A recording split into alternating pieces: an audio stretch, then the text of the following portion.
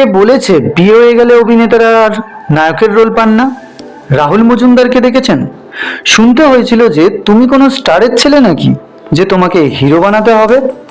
এক সময় ছিলেন জুনিয়র আর্টিস্ট, তারপর সেখান থেকে ব্যাক টু ব্যাক সুপারহিট ধারাবাহিক।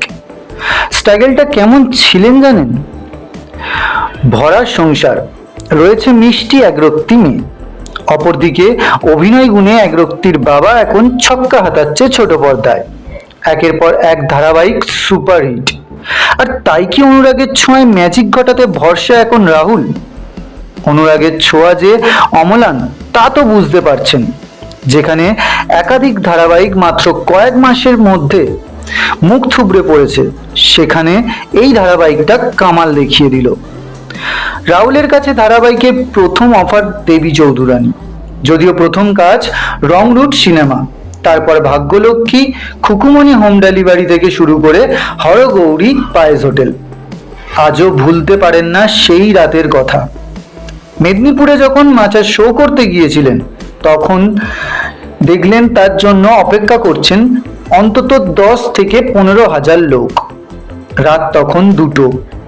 কয়েক সেকেন্ডের জন্য অভিনেতা ব্ল্যাঙ্ক হয়ে যান। কখনো ভাবেননি যে মানুষ তাকে এত ভালোবাসবে।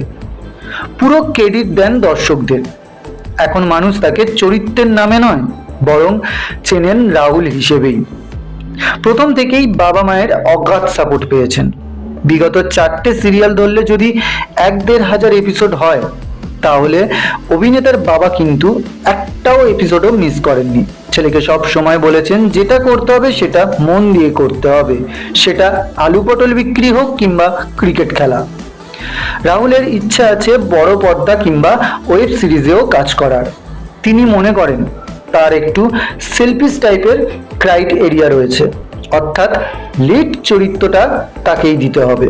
তবে হ্যাঁ, হিংসে করার কনসেপ্টে অভিনেতা একদম নেই।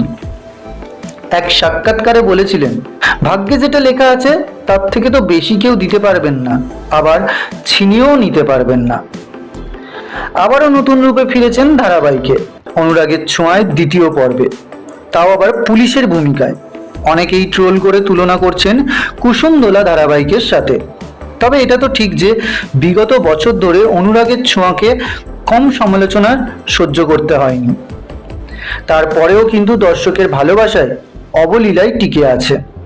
তাই এক্সপেক্ট তো করাই যায় যে সিজন 2টাও মারকাটারি হবে। আপনারা কি বলেন? অভিনেতা রাহুল মজুমদারকে 10-এ কত দেবেন? লিখে ফেলুন কমেন্টে। ভিডিওটি যদি ভালো লেগে থাকে তাহলে লাইক ও শেয়ার করবেন, এবং নতুন নতুন ভিডিও পেতে অবশ্যই চ্যানেলটিকে সাবস্ক্রাইব করবেন। এই ভিডিওটির যাবতীয় তথ্য বিভিন্ন মিডিয়া রিপোর্ট থেকে সংগৃহীত।